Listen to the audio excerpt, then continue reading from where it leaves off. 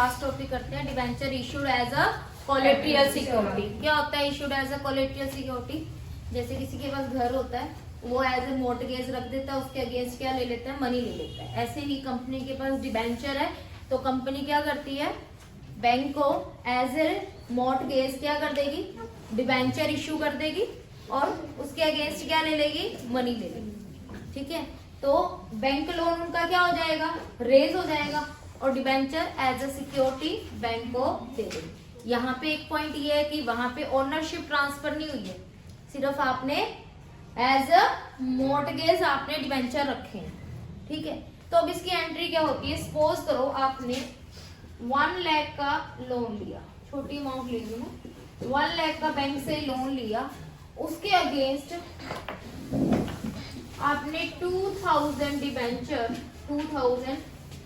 5% debenture of 80 each issued as a collateral security।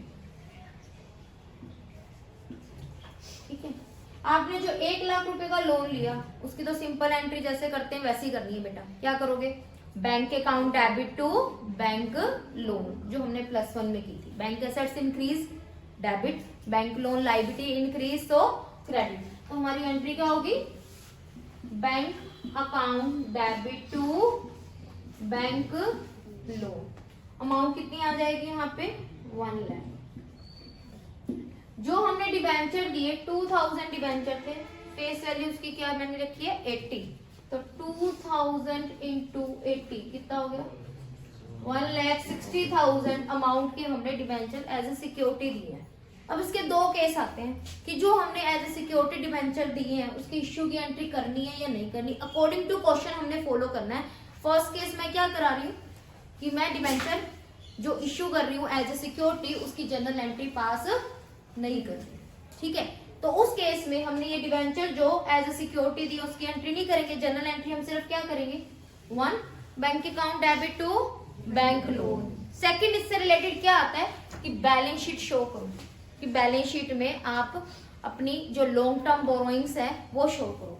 तो आप क्या करोगे? बैलेंस शीट का कोई फॉर्मूला मेथड हमारा वही है, क्या बनती है? Balance sheet particular note number and rupees.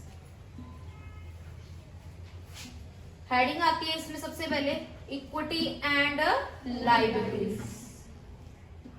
ठीक है, इक्विटी एंड लायबिलिटी में मतलब जो हमारी लायबिलिटी साइड होती है कंपनी उसको क्या शो करती है? Equity and liability.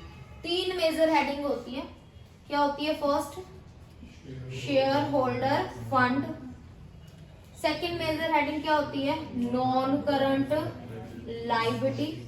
Third heading क्या होती है? Current liability. जो आपने बैंक से लोन लिया है वो आपकी क्या है? बोरोइंग्स है। ठीक है, तो बोरोइंग्स आपकी कौन सी वाली है? लॉन्ग टर्म या शॉर्ट टर्म? Long term. तो वो कौन सी हेडिंग में आएगी? अब यहाँ पूरी बैलेंस शीट आपसे नहीं पूछ रहे हैं, सिर्फ आपसे क्या पूछ रहे हैं? जो ये लोन रेज किए इसको शो करो। तो वो किस में दिखाते हैं हम? नॉन करंट लायबिलिटी में, जस्ट वो ही दिखाना है।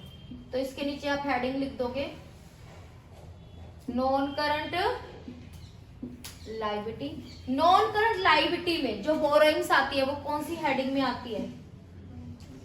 यस, लॉन्ग टर्म बोरोइंग्स, वो लिख दोगे। अब यहाँ पे लॉन्ग टर्म बोरोइंग में जो भी डिटेल है वो यहाँ नहीं लिखनी है, आपके डिस्क्रिप्शन में लिखनी है, जो नोट्स टू अकाउंट है। तो इसके नोट नंबर 1 डाल देते हैं और इसके डिस्क्रिप्शन के लिए हम क्या बना देते हैं? Notes to account. तो इसके नीचे बैलेंस शीट के नीचे आपका बन जाएगा क्या? Notes to account. ठीक है, यहाँ पे नोट्स टू अकाउंट में इधर क्या लिखोगे? Long term borrowings.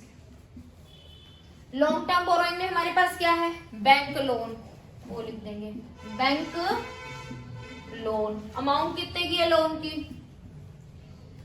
1 लाख, वो लिख देंगे। ब्रैकेट में लिख देंगे हम 2000 5% debenture issued as a collateral security. मतलब जो हमने ये लोन लिया उसके अगेंस्ट हमने क्या दिया है? 2000 5% डिबेंचर ऑफ 80। इतनी अमाउंट के लोन के बदले उसके अगेंस्ट हमने क्या दिए हैं, इतनी अमाउंट के डिवेंचर दिए, जस्ट डिस्क्रिप्शन दी है। तो ये केस 1 क्या था केस 1 कि हमने डिवेंचर इशू किए एज ए सिक्योरिटी, उसको हमने शो नहीं करना, तो हमने शो नहीं किए ना, जर्नल एंट्री में शो किया, लोन की अमाउंट लिख दी, यहाँ पे भी लोन की अमाउंट लिख दी, लोन के नीचे लिखना तो पड़ेगा ना कि लोन लिया हमने तो उसके अगेंस्ट क्या गिरवी रखा है, तो वो जस्ट डिस्क्रिप्शन दिए बट हमने उसका ट्रीटमेंट कहीं नहीं दिखाया। अब लोन की अमाउंट कितनी आ गई हमारे पास लॉन्ग टर्म बोरोइंग्स की 1 लाख, तो यहाँ पे लॉन्ग टर्म बोरोइंग राइट कर देंगे कितनी 1 लाख। समझ आ गया। सेकंड केस ये क्लियर है। वन फर्स्ट केस किसी को पूछना है तो पूछ लो। क्या किया हमने फर्स्ट केस में, क्या पूछा था कि जो debenture as a security issue किए हैं उसको हमने शो नहीं करना, तो हमने लोन की जनरल एंट्री पास कर दी और बैलेंस शीट में हमने लॉन्ग टर्म बोरोइंग्स में जस्ट लोन की अमाउंट दिखा दी कि हमारी बोरोइंग में क्या है, ओनली लोन। खत्म। सेकंड केस क्या आता है कि जो डिबेंचर एज ए सिक्योरिटी आपने मार्केट में इशू की है उसको दिखाओ।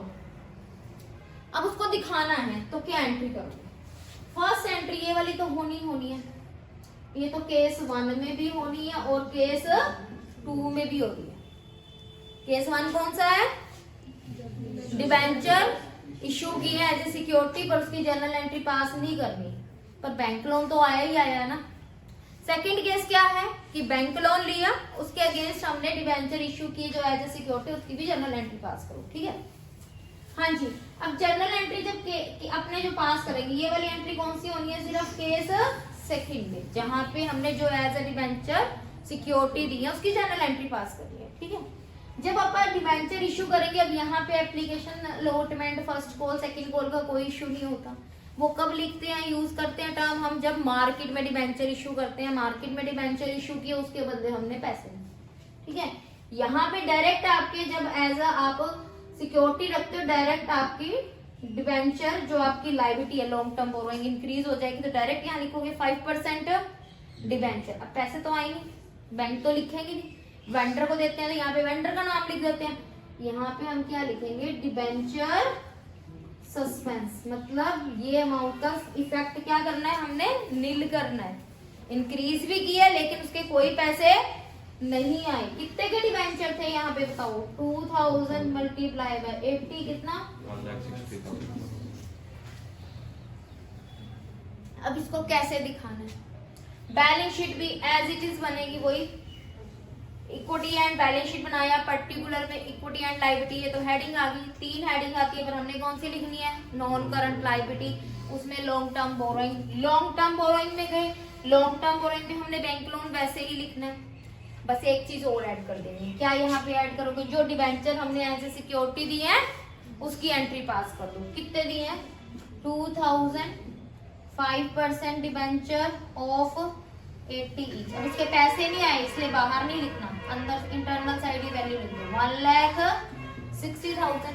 अब इससे बोरोड मनी तो हमारी रेज नहीं हो रही ना डिबेंचर से, सिर्फ हमारा कोई इश्यू तो किया नहीं हमने, तो इसका इफेक्ट नहीं कर दो, साथ के साथ यहाँ पे लिख दो डिबेंचर सस्पेंस 1,60,000।